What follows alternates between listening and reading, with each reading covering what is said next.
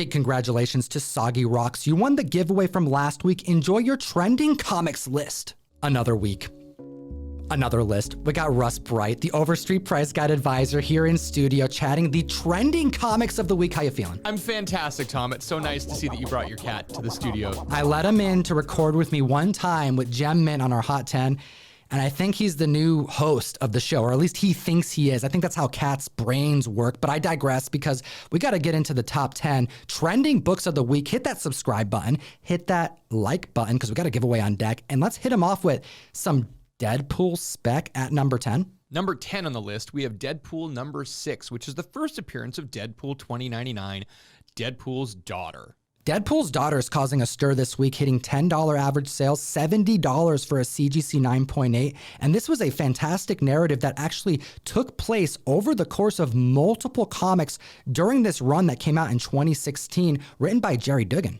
Warda Wilson, if you didn't know, is the daughter of Deadpool and the Demon Queen Shikla, which kind of explains her dead, lifeless eyes and her really creepy appearance. Now, although this was almost kind of like a parody of the OG 2099 releases, I think that this character design was one of the better ones, more akin to like a Batman Beyond rather than a future 2099 Spidey. She looks badass flying around the city. So a 1,650% increase this week over a book that was pretty well ignored even back when it was released. But you have to check this out if you're a Deadpool fan, because Deadpool is still alive in 2099 and he is in terrible shape. You gotta check it out. Whether this be because of like the kin of superheroes to spec on for future appearances, I'm not really feeling that as much as this is just a dope character and has some potential at a cheap buy-in. Also keep an eye out for the second printing, which has a blue border instead of a red border. Now, before I get to number 9 on the list, I was chatting with my cat, Butch, and he wanted to make sure to mention to the community that we happen to be using one of the best tools for the comic book community on a daily basis. Do you know what I'm talking about? Yes, Tom, Key Collector app. I actually have it on my phone and my computer and my Mac. It is available on all platforms, and it is the indispensable tool that I use daily when I'm checking out comic book information. Whether you're on the toilet, whether you are chilling at a convention and you're hunting through those long boxes, use the code TOM101 to unlock a free 1-week subscription of the best comic app in existence. And let's chat about number 9 on the list, because we do have George Perez goodness, but spiking because of a character that's so damn badass that we just got some hints that we may be seeing him in the future, and it's causing it to spike. Number 9 on the list, Astonishing Tales number 25. Now, this is selling solidly for $185, and we have a high sale of $785 for a CGC 9.6. The interesting thing is that this book is the first appearance of Deathlock, and it has George Perez's first published work for Marvel.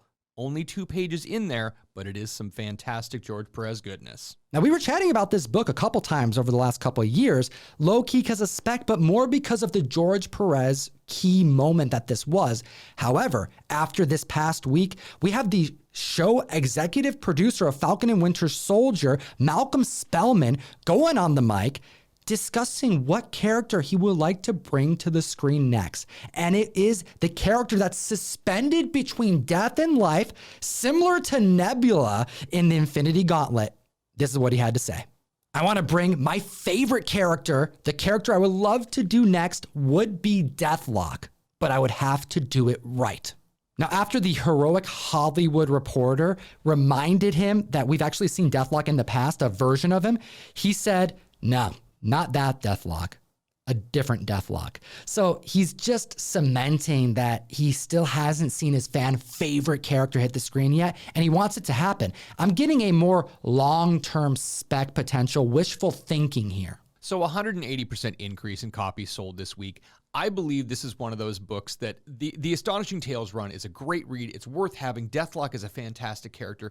This is a sleeper. This is the type of thing that if you pick it up now, you may hear something in a couple years. You remember a few years ago when we were talking about Brother Voodoo? That's happening now. Again, this is one of those books you should get in on the ground floor. Will we see this reanimated cyborg composed of cybernetic structure wielding his 50-watt helium neon laser throwing 9-inch daggers? I do hope so.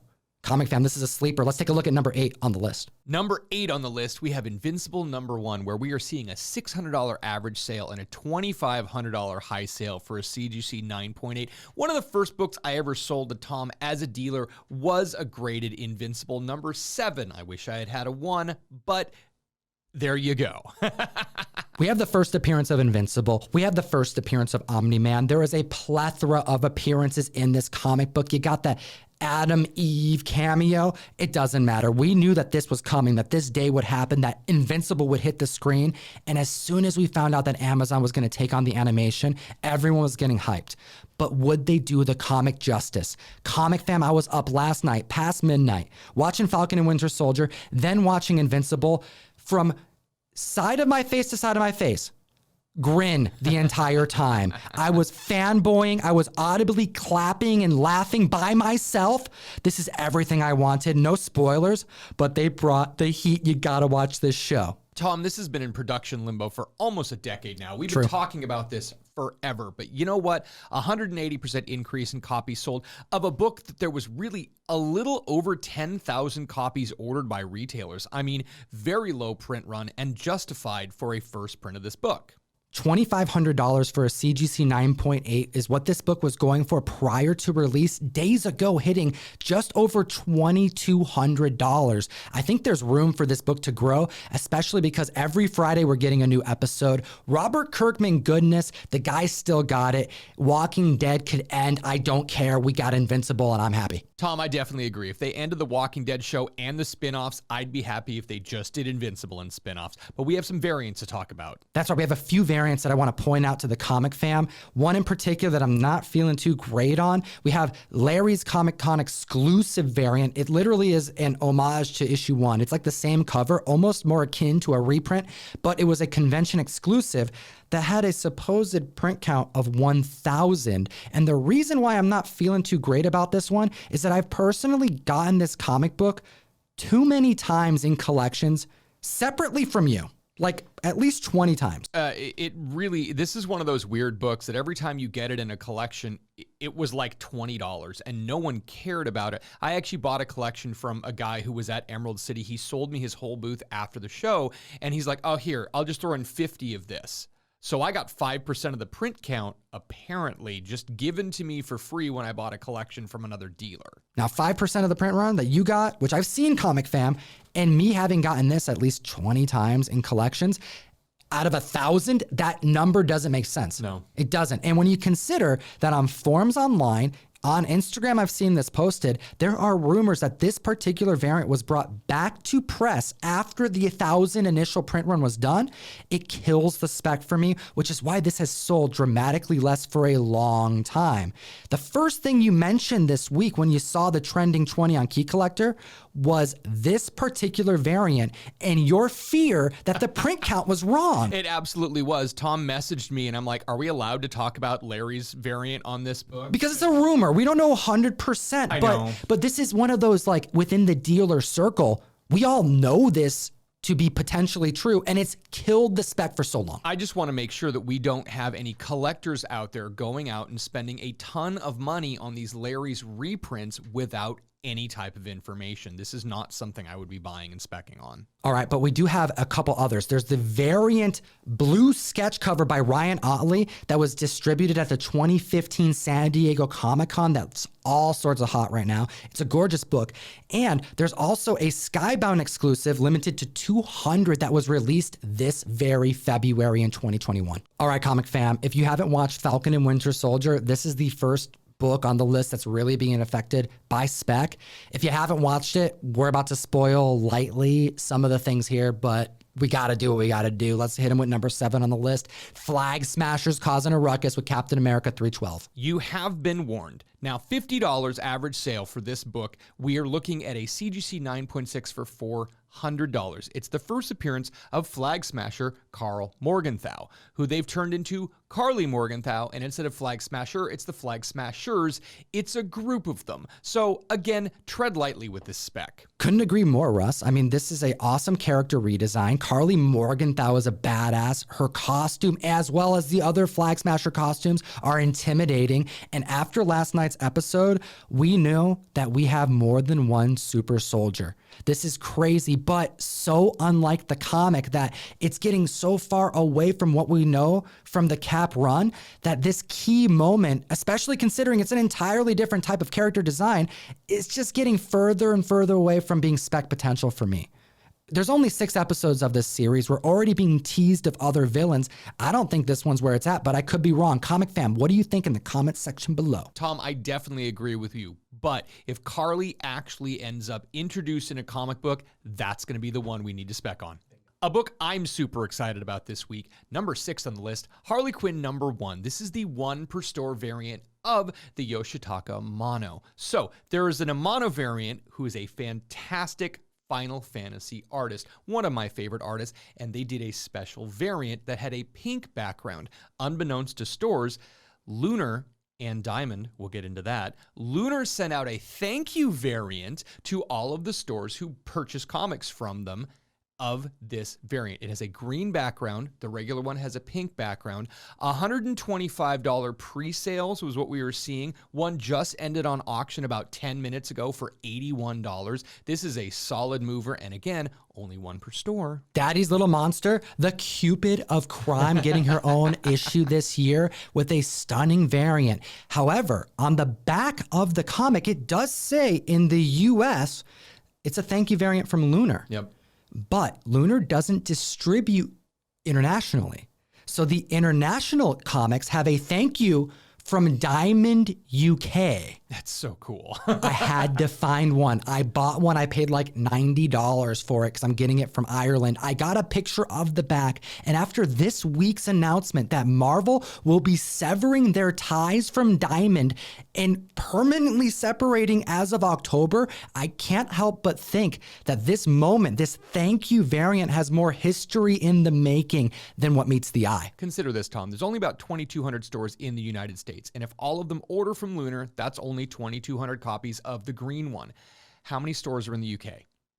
Not that many. Truthfully, this is going to be a super, super scarce variant, especially with the Diamond UK on the back. Keep looking for it, guys. Marvel's switching to Penguin Random House, and considering that DC does their distribution through Lunar, but does their graphics and their other things through Penguin already, could this thank you variant be a moment of history that could be completely changed by end of year? And could we see both publishers move to another distribution company? Comic fam, this is all hypothetical, at least with DC, but I gotta hear your thoughts in the comment section below. And let's hit him with number 5 on the list. Daredevil number 9, Echo spec paying off? $150 and $800 for a CGC 9.8 for the first appearance of Echo. This David Mack cover, oh my God, I love this. And you know what? Fire Guy Ryan loves this cover too. What a fan, you know? Dude, every single time we're doing the mail call and we're sorting stuff out, he makes a point to mention that this member in the mail call is going to be hyped because it's got David Mack goodness. And it's not just the cover. Right. It's the interior pages. This dude is a graphic designer. It goes beyond art, man. This dude knows how to place panels. He knows how to think outside the box, and it's gorgeous every single damn time. But this isn't spiking because of David Mack. Sorry, Ryan. Echo is being played by Alakwa Cox in the new Hawkeye series, but we found out this week from Variety that Echo is going to get their own spin-off series. 153% increase in copies sold. This book has shot an up. $800 for a C2C 9.8. It's seeming low now.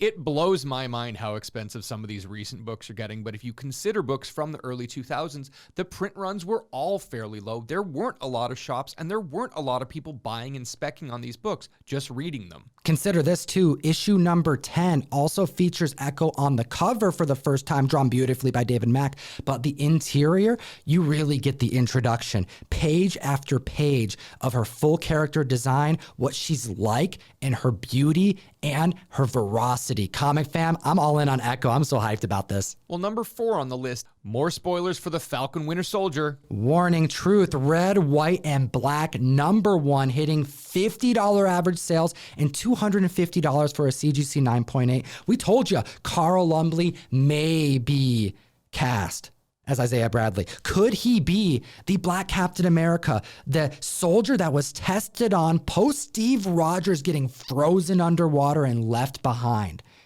After last night, we got him. He's here. Will we see flashbacks? Will he reprise his role? That is the question. And I'm not really feeling like there's major spec potential behind this book anymore. So 144% increase in copies sold this week. Are we going to see a flashback with him in his younger glory? Possibly. Are we going to see a spinoff from that? Probably not. We do know that Isaiah is still as strong as he was. He's still a super soldier. Flashbacks will be dope, justifying the prices that this book is going for, maybe even a little bit of an uptick. But what's more intriguing is that Elijah answered the door. If you wait till the end credits, you see that his grandson could be the future Young Avenger Patriot. Another Falcon and Winter Soldier book. We have number 3 on the list, Machine Man number 7. $50 average sales and no recent CGC sales. This book caught everyone off guard for the first appearance of Power Broker. Not something that most people would have been thinking about. We're seeing a 2,733% increase in copies sold after the end credit scene of Falcon and Winter Soldier episode 1, showing a blue vial with the words "Power Broker is watching" plastered on the wall. Clearly, we either have the corporation, the character from the comics who distributes the super soldier serum to individuals at a very poor positive rate of success. However, this show is leading towards the distribution of power. I'm getting a very boys vibe from a lot of this. Even John Walker is kind of reminding me of Homelander to a degree, but I digress because this book is seeing an uptick in price because we have another character that lives in villainy to spec on. But could it be the character from Marvel? Could it just be the corporation? Could it be another villain we already know, like Baron Zemo? Is he masterminding this whole thing? We've talked about Thunderbolt Ross. Maybe we'll see him. I don't know. Comic fan, what do you think in the comment section below? Shout out to Comics by the Cover, because if you're not specking on Power Broker the character, you can spec on Captain America number 230, which is the appearance of the corporation known as Power Broker Incorporated. Power Broker would raise that corporation to new levels and run his operation out of that, debuting in that issue. However, he would get killed by Punisher soon after, and then the mantle would be reprised by another person who would be introduced in Avengers Initiative Annual number 1, which has ties to Secret Invasion, which is coming to the MCU. But with 4 episodes left, man, it is tough to tell where they're going to be taking us. My bet is on the Thunderbolts. I'm hoping that Baron Zemo or Thunderbolt Ross are going to be involved with this, but Comic Fam, I got to know your thoughts in the comment section below because we're trying to get to Tokyo. So finally, we're done with all the Falcon and Winter Soldier spec with an incredible Rick Remender book. Number 2 on the list, we have Tokyo Ghost. Number 1, $30 average sales right now for this dystopian future where tech is everywhere except for Japan.